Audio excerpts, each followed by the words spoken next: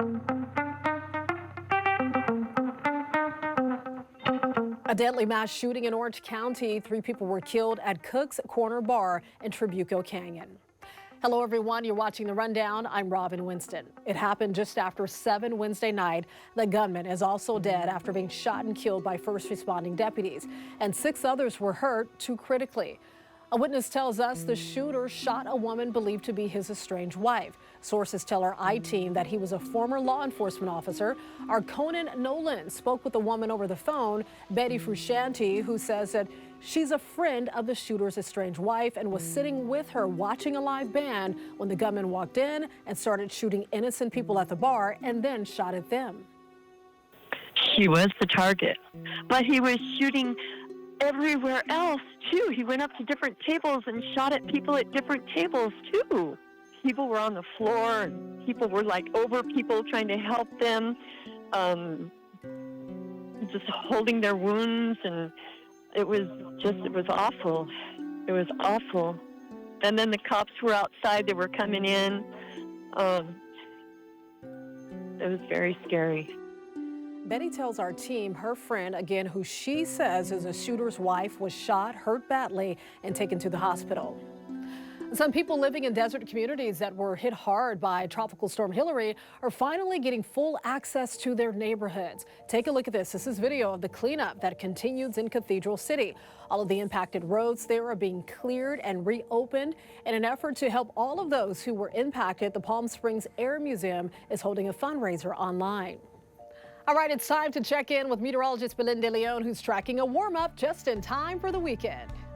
Hey everybody, I'm going to show you what to expect for the next 7 days. Temperature-wise, we're at the bottom of the roller coaster, but the weather's going to warm up gradually as we step into the weekend. For the Basin, Orange County, low 80s through Saturday, mid 80s on Sunday. And get ready for this, it's going to heat up early next week. Temperatures are going to be in the 90s for the Basin and Orange County. Along the coast, we'll wake up to that marine layer each morning, gradually getting to the sunshine. And the warm up for you next week will be around 80 degrees. The valleys in IE, you have temperatures in the low 90s for Thursday, getting a little warmer Friday, Saturday, then hold up. Sunday, we're in the upper 90s, and by early next week, the temperatures are going to be in the low 100s. Heat advisories may be issued. The high desert will have 90s through Saturday, then triple digits, even hotter in the low desert, where this weekend we're going to be around 110. Slight chance for storms in the mountains on Thursday, but the weather dries out and warms up over the weekend. By early next week, temperatures will be around 80 degrees. Former President Trump released a taped interview during the GOP presidential debate ahead of turning himself into Georgia authorities. The former president, along with 18 others, is named in a multi-count indictment about alleged efforts to overturn the 2020 election results in Georgia.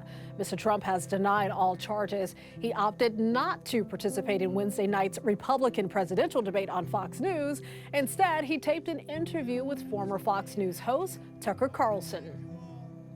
I just felt it would be more appropriate not to do the debate. I don't think it's right to do it. If you're leading by 50, 60, I have one poll, I'm leading by 70 points, and I'm saying, why am I doing it? And I'm going to have 8 people, 10 people, whoever made the debate, I don't know how many it is, but I'm going to have all these people screaming at me, shouting questions at me. The interview was posted at the same time the debate took place. Even though he wasn't on the stage, former President Trump was a big topic during that first GOP debate. The candidates also talked about a range of other things, from the economy and abortion to immigration and climate change. I'm the only person on the stage who isn't bought and paid for, so I can say this. The climate change agenda is a hoax. The climate change agenda is a hoax. I've had enough already tonight of a guy who sounds like ChatGPT standing up here. This is exactly why Margaret Thatcher said, if you want something said, ask a man. If you want something done, ask a woman. The Republican rivals were unified in slamming President Biden's economic agenda.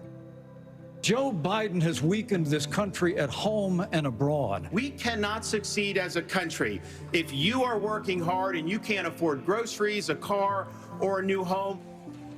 Most of the 8 candidates raised their hands when asked if they would support former President Trump should he be convicted of a crime and still win the GOP nomination. Former Arkansas Governor Asa Hutchinson did not. Chris Christie appeared to raise his hand, but later said he wanted to explain why he would not support Trump.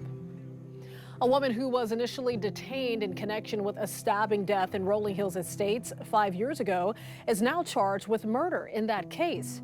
Cherry Townsend is charged with murder and robbery in the 2018 death of 66-year-old Susan Leeds. The retired nurse was found dead in her SUV in the parking structure at the Promenade on the Peninsula Mall. Townsend was initially arrested for the stabbing but was released 6 days later. Detectives have not revealed what additional evidence they found that tied her to the murder. The LA City Council has approved big raises and bonuses for LAPD officers. It's going to cost taxpayers almost $1 billion over the next 4 years. The council voted 12-3 in favor of this new agreement. It's supposed to help attract more LAPD applicants in an effort to grow the department. The new agreement is supported by LA Mayor Karen Bass and Police Chief Michael Moore. But 3 council members voted against it, questioning how the city will pay for the salary hike. With mortgage rates hitting the highest levels we've seen in more than 2 decades, buying a home is simply out of reach for many Americans. NBC's Vicki Nguyen has details for home buyers. If you are one of the millions on a journey toward the American dream of owning your own home, then you probably already know. It's tough out there. This week, the average interest rate on a 30-year mortgage climbed to 7.48%, the highest level since November 2000. It is very, very freaking hard to buy a house. Rates have nearly tripled in the span of just a couple of years from the lows seen during the pandemic. Back in January 2021, they dipped to 2.65%. That climb came as the Federal Reserve aggressively hiked interest rates to tame inflation, which ballooned above 9% last summer. But even as overall inflation has cooled and the Fed has slowed its efforts, mortgage rates have continued to climb, a lingering problem for both house hunters and would-be sellers who are opting to stay put.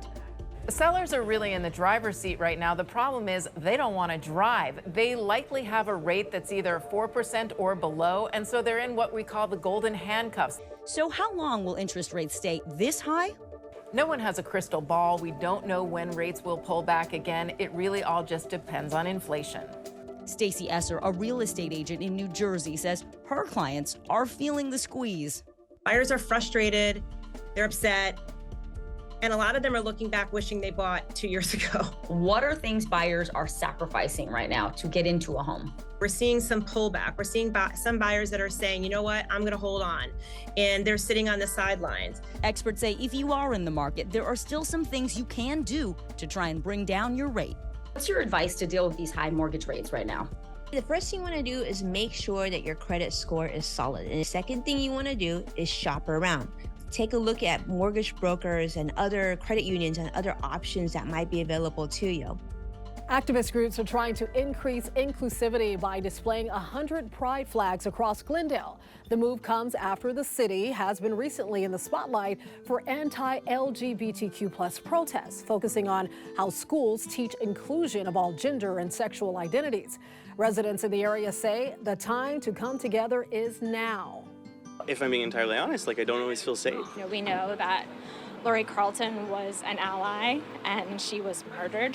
When I'm riding my bike around Glendale and I see somebody's pride flag hanging and you do see them around, there's something where you just kind of exhale and go, oh, okay, I exist in this community.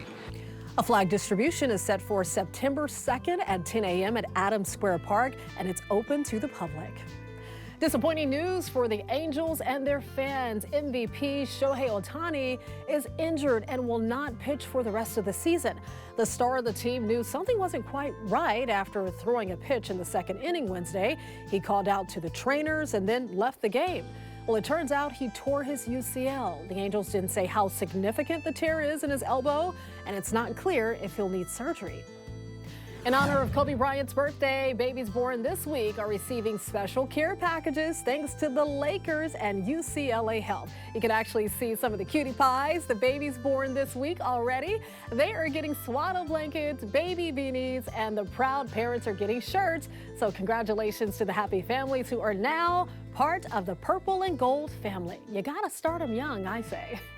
Girl Scouts in Orange County are giving back one doll at a time. A troop from Los Alamitos has collected Barbie dolls for months. And this week, they donated over 50 dolls to patients at Memorial Care Miller Children's and Women's Hospital in Long Beach. Very nice to see. 2 sea lions that were sickened by harmful algae bloom are now healed and headed home. Sophie and Gracie Pearl, I love the names by the way, spent the past 2 months being treated at LA County's Marine Mammal Care Center in San Pedro. Well, because Gracie Pearl was tube fed for 26 days, there is a tremendous, interest in her going back and doing very well. This is the warm, fuzzy moments that we look forward to. This is success. Well, they were happy to get back into that water. The Marine Mammal Care Center is LA County's only year-round rescue and rehabilitation center. Marine experts there say the 115 sea lions they've rescued just in the past 2 months is well over the center's normal capacity. Pumpkin spice season is here, and Krispy Kreme says the popular flavor isn't just for people, it's also for dogs. The donut chain announced the return of their doggy donuts, this time with the new pumpkin spice flavor. Get it? Pumpkin spice? The doggy donuts come in a box set with 6 treats for your pup to enjoy. Krispy Kreme will start selling them on Saturday in celebration of National Dog Day. Perfect timing. Supply is limited and will only be sold in stores. The Starbucks Pumpkin Spice Latte is back for the 20th year in a row. The company is also bringing back other seasonal beverages like the Pumpkin Cream Cold Brew, but some new items will be rolled out as well, like the Iced Apple Crisp Oat Milk Shaken Espresso. That's a mouthful. And the Pumpkin Cream Chai Tea Latte. They sound delicious. I'm really trying to get into this whole pumpkin spice wave. I'm trying. You can always get news and weather updates on the NBCLA app and our website, NBCLA.com. And be sure to tune into Today in LA on NBC4, weekdays 4 to 7 a.m. I'll be helping you get around with traffic reports throughout the morning. I'll see you next time on The Rundown.